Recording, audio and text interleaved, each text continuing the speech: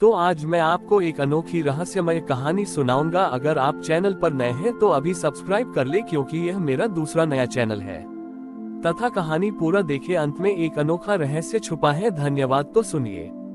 पुराने समय की बात है। एक शहर में जहां दुर्गा पूजा का उत्सव बड़े धूमधाम से मनाया जाता था, एक परिवार रहता था जो अपनी कला के लिए मशहूर था। इस परिवार की मुखिया नीला थी, जो मिट्टी के बर्तन बनाने में माहिर थी।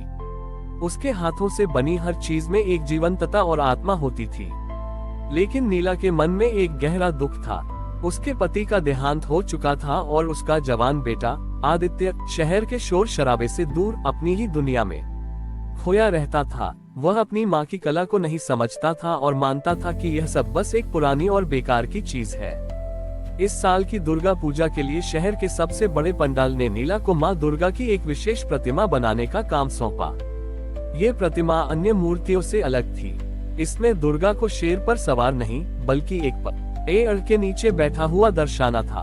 उनके एक हाथ में जीवन का अमृत कलश था और दूसरे हाथ में एक वीणा थी। नीला ने इस मूर्ति को बनाने के लिए दिन रात मेहनत की। वह हर दिन अपनी कला के साथ साथ अपने दिल के दर्द को भी मिट्टी में मिलाती थी। वह चाहती थी कि इस मूर्ति में वह शक्ति आए जो सिर्फ राक्षसों का संहार नहीं करती, बल्कि टूटे हुए दिलों को जोड़ती है और खोए हुए लोगों को सही राह दिखाती है।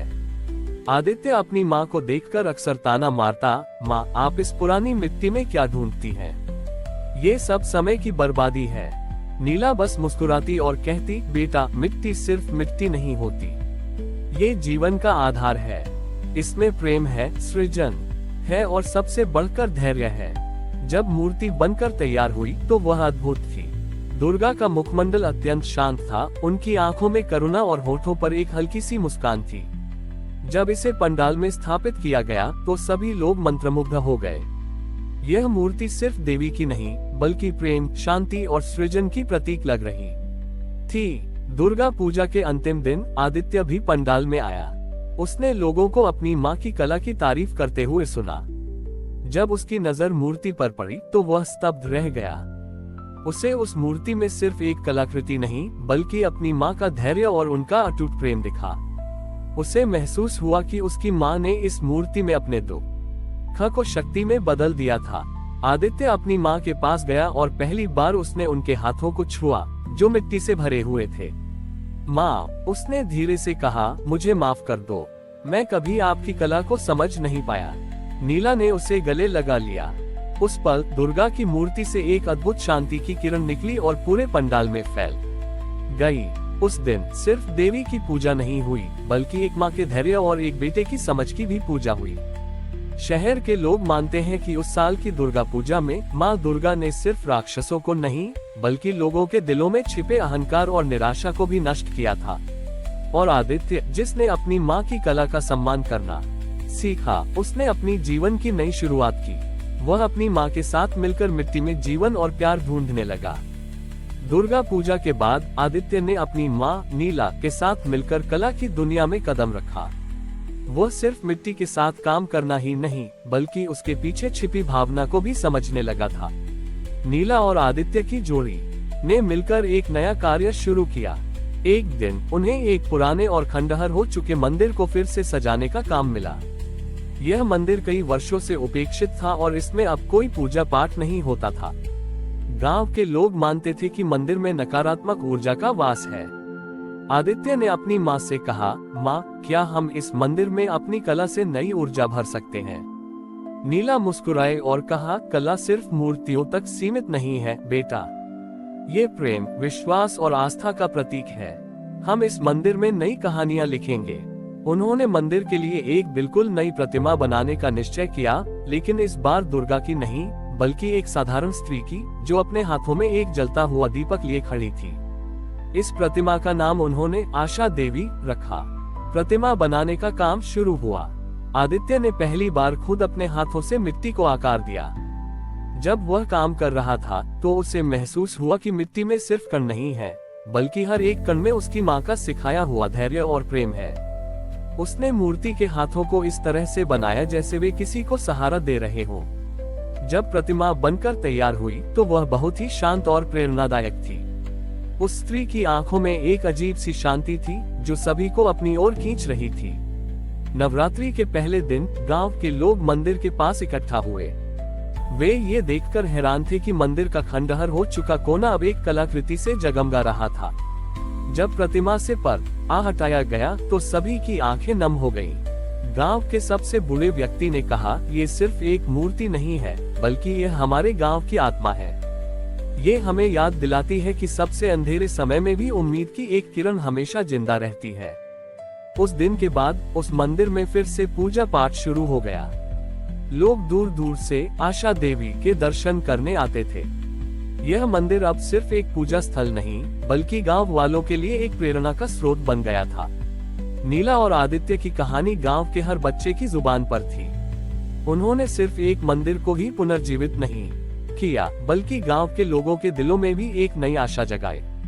और उस दिन से हर साल दुर्गा पूजा के साथ साथ गांव में आशा देवी की पूजा भी होने लगी, जो लोगों को सिखाती थी कि सबसे बड़ी शक्ति न तो विनाश में है और न ही चमत्कार में, बल्कि साधारण मानव के दिलों में छिपी आशा में है। मंदिर और आशा देवी की कहानी अब गांव की पहचान बन गई थी। नीला और आदित्य की कला ने सिर्फ पत्थर को ही नहीं, बल्कि लोगों के दिलों को भी जोड़ा था। लेकिन इस कहानी में एक और मोड़ तब आया जब एक मशहूर शहरी कलाकार विनय गांव में आया। विनय, जो अपनी आधुनिक और अमूर्त कला के लिए जाना जाता था, गांव के इस साधारण और पुरानी कला से प्रभावित नहीं था। वह आशा देवी की मूर्ति को देखकर हंसा और कहा, ये कैसी कला है, इसमें कोई नयापन नहीं है, कोई मौलिकता नहीं है। उसने गांव के लोगों से कहा, कला का मतलब सिर्फ खूबसूरत मूर्तियां बनाना नहीं है, बल्कि दुनिया को एक नई नजर से देखना है। मैं आपके गांव में एक ऐसी कलाकृति बनाऊंगा जो पूरी दुनिया को अपनी ओर खींचेगी। गांव के कुछ युवा विनय की बातों से प्रभावित हो गए।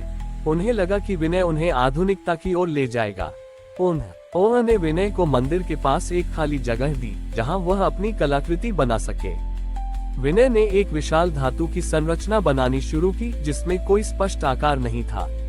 वह टेढ़े मेढ़े लोहे के टुकड़ों को वेल्ड कर रहा था और अजीबोगरीब रंग लगा रहा था। उसकी कलाकृति गांव वालों की समझ से परे थी। वे सोचते थे, ये कैसी कला है, इसमें न तो कोई कहानी है और न ही कोई भावना। उधर नीला और आदित्य चुपचाप अपना काम करते रहे।